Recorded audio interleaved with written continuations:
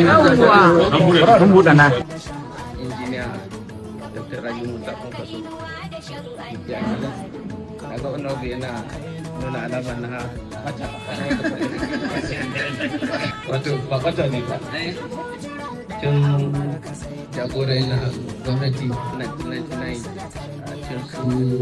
Halilu Gezo kullum zai gabatar da shirye-shiryen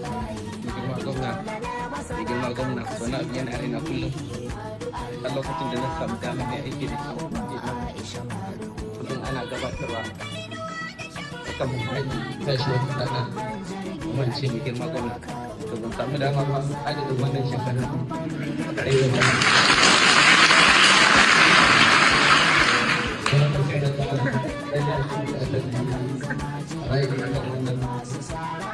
daga tabbatar da cewa zuciya ta samu nasuwa na yi ɗaya cikin abin da suke cin moralin rayuwar da girma jagora ni suna na Abbas Saraki da ta garin Kacako karamar hukumar Takai kuma a nan tare da ni akwai mutane yan kishin ƙasa mutane masu daraja mutane masu muhibba mutane masu ƙauna da irin wannan tsari da ake kai da irin wannan gida nan akwai babana wanda bai mai shi na yaran su babban mana shi ne kuma yana tare da ni a nan yayi na akwai kande na akwai makwabta na a nan akwai yan layin da yan mazaukata da yan lokal gama ta takai da kuma sumaila constituency an kai daɗe a nan akwai mutane wanda suka san ka san su kana da coordinator a nan san na DPN mai kwakwa a nan da mutane shugabanni saki daban-daban tun da ake wajen tafiya wanda suka rike shugabanci a cikin wannan gida kuma da suka rike shugabanci daban-daban na mulki ko na jama'a aka daɗe tare da ni a nan akwai wanda ke dishi na campaign dina kuma sauran dattawa wanda suka fito daga gidajen siyasa a tsarin wadancan takai da sumaila da ta ba da dama kowane daga cikinsu zai tashi ya faɗi sunansa ya faɗi irin abubuwan da ya yi wanda suka shafi harkoki na siyasa da al'umma amma kafin mu je nan da izinin kasa ina so da shaida musu cewa matsayinka na uba kuma shugaba kuma jagora sai nake so na dan bajin dan takadirin na bada guda ɗaya zuwa biyu ni ya shafa kai sai shekara ta 2012 lokacin da ina aiki tare da kai na bar ofis kai na koma cikin gida wajen madam wata rana aka bugo waya ana da bukatar da kira biyar gwamnati a wancan lokaci bayan na kira su da na buga wayar kai sai sanar cewa na kammala aiki amma sai ne sa'a ko rashin sa'a sai ka ɗau wayar sai ne shuru ka sake magana ne shuru ka sake magana sai na aji ina cikin da tsoro na kira gwamna ya waya amma aka da nan ba ma shi ne labarin ba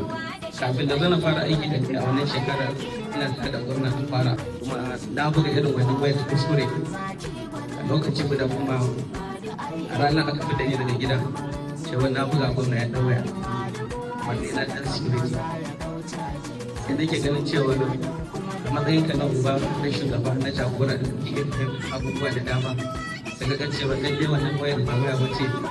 kuskure ne irin kuskure da karan ma'aikaci a wancan lokaci ko kuma da girma jagora wasu lokuta farko rikicin boko haram a Kano an samu wasu ɓata gari don kai hari a wata makaranta a can cikin hotoro suka tashi wani rubun fashewa wanda dam yake da gidana a wancan lokaci kuma lokaci ina gidan gwamnati wurin aiki tashi ba a cikin dare tashi gari bayan na koma gida na duba halin da ake ciki sai shi shugaban sau na wancan lokaci sai ya ce min lalle na zuna sanar da kai yana so gaya maka da numfashin iyali na wajen a ranar na zo da takarda da rubuta sun shiga madina da lokacin ana kawo ma kai a kuro da kudi ka ce lalle a nemi gida a cikin a ranar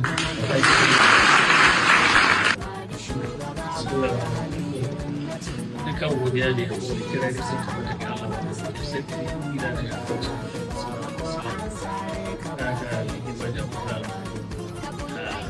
bayan ɗatin bayan wadda da kuma saboda lokacin da sai na ci ba da salamu alaikum ina zai fara daga ƙarfi daga mazaɓin ƙarfi ni ina koyarwa a jami'ar tarayya ta dutse kuma na yi sakataren karamar hukuma na takai. Ni da aka bani ne karin bayani da ake cewa mun zo daga jami'a ne, to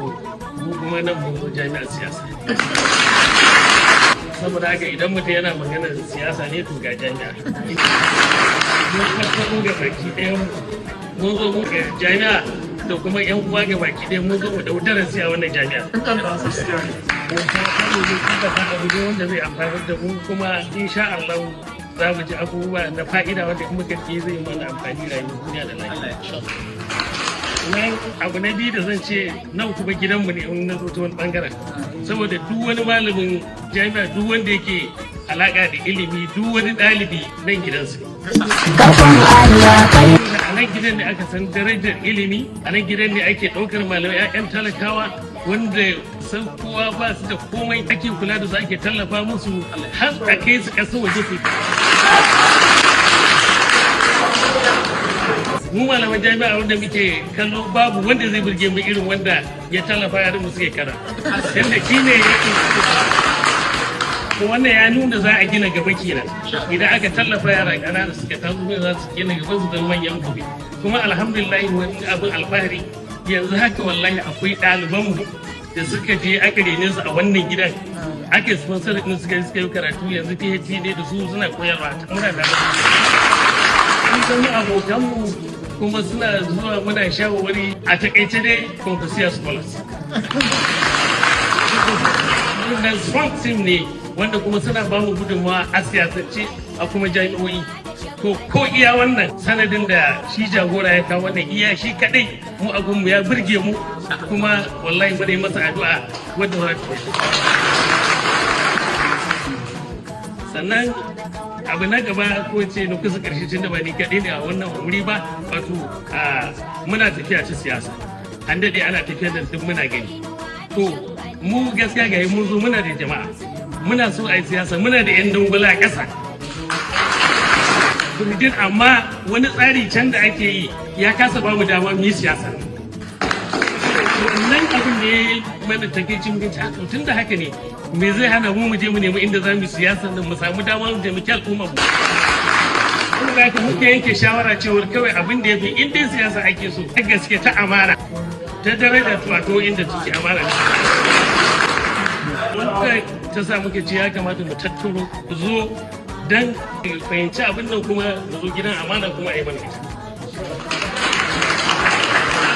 Sun wani tsari da za ka yi ba a baka damar ba, in ana munafunci, in ana kaza. Gaskiya a shekarunmu ana wani rufa ido, ana wani abin nan a wani gumba inda ana yi mai da mu ban san abin da muke. Wannan takaicin da kuma mutanen su kuma a ƙasar gashi suna so a ba su dama su zaɓi wanda suke so ba a ba su dama ba wanda zai zo ya kula da rayuwarsu wanda zai ɗora akan tarbiyyar da nan gidan take shi an ƙi a ba da dama to saboda haka fito inda za mu iya samun wannan damar mu ɗabbaka abin da yake wannan gidan Allah ya taimaki jagora ya bayi nasara a kan abin da ya sa gaba. Nan Allah ya taimake mu ga baki ɗaya ya dora mu akan daidai. Ba zan gushe ba sai na ba da wannan microphone ɗin ga yayanmu kuma ɗan siyasa sosai. Tashi ranka ya daɗe suna na Garba Abdullahi Galadima. Ni ne tsohon coordinator a 1997 a jam'iyyar DPN ne kuma tsohon special advisor na gamna tsohon special assistant tsohon kansulan ilimi tsohon jami'in allarai bari da tsaya. Assalamu alaikum warahmatullahi. Girma jagora sunana Ado Abdullahi Ahmad ɗaya daga cikin beneficiary na Confucius Scholars. Wannan gidan jagora sunana Idris Bilamin Dukundai tsohon director transport na ANPP tsohon special assistant a ƙarfin hukumar ta kai lokacin angon da bafa kuma ɗaya daga cikin daraktoci na wannan tafiyar dan takara ta mu a bar su ba sa baki kacin Allah ƙara lafiya. Assalamu alaikum, sunana Abdullahi Ibrahim, tsohon malamin makaranta wadda na karbi sakamakon zaɓenka a akwatin na a mazaɓar zuga. Sannan kuma ni ne best malami da na zo muka gaisa da kai kawan cek na naira 150 na rinjin sakamakonsa na auri mata ta haifa min ƴaƴa 4 akwai Anasa Abdullahi Ibrahim, akwai Ibrahim Ibrahim, akwai Hannatu Abdullahi Ibrahim, ɗayan kuma insha Allah in ya fito duniya su zan karanta. Assalamu alaikum, sunana Bala Abdullahi, da kai baba ga Nura Ali wanda ɗaya daga cikin ɗaliban da kake wasikar wanda ke tuni kuma gaban haji na tsawon kuma da suna guda da Jama'a sunana Muhammad Adamu, over retired HOD Medical and Health Department, Ashanu, Nana ya Ohaya Birkin, tsohon gabaɓɓen kansala 1999-2002, kuma 2007-2010. Girma jagora sunana Abdullahi Adamu Karfi daga ƙaramin hukumar Tagai wanda na yi takarar kansila a DBN. Lokacin kai ma kana takarar gwamna ka je har mun zauna da kai ma da garba kuma na yi kansila zaɓaɓɓe kuma na yi kansilar lafiya na daɗe na zo na yi kansila na community sannan kuma na zo na yi mai ba da shawara da shugaban ƙaramar hukumar Tagai. Assalamu alaikum. Ana Mustapha Isiya daga ƙaramar hukumar Tagai. Assalamu alaikum. Jagora sunana Mustapha Basi daga karamar hukumar Sumaila Mazabar Kana, ɗaya daga cikin ɗalibai ɗin farko na Musa Bokusu Kwalejin Fahimta a kan Yuzuri da karamar hukumar Sumaila Mazabar Kana, sannan shugaban ƙungiyar ɗaliban Sumaila wanda suke karatu a jami'ar Ahmadu Bello University Zaria 2019, sannan sakatare janar na ƙungiyar ɗaliban jihar Kano Ahmadu Bello University Zaria 2020.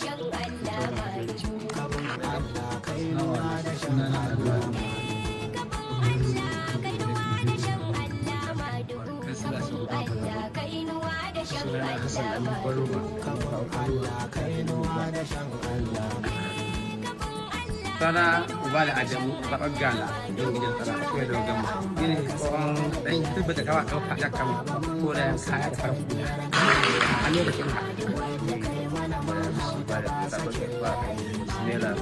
ya taɓa da ke da sayan biya ko a lokacin na yi kuma memba a lokacin kuma kuma ya yi sannan na zama memba a wanda a yanzu kuma na dawo wani tafiya na zama memba a ci za mu tafiya da su da mutum kadi da kuma ikon mu da halin kuma neman gudunmuwar ka sa albarka. Assalamu alaikum, suna na mutanen wata da ke daga zaɓarkar da mu a ƙarfin hukumar ta kai ni ya zaro na cikin kuma yanzu ɗan Assalamu alaikum, sunana Hassan Musa ƙaramar hukumar Sumaila. Assalamu alaikum warahmatullahi. Sunana Adamu Ismail Sumaila Karimi. Sunana Dr. Musa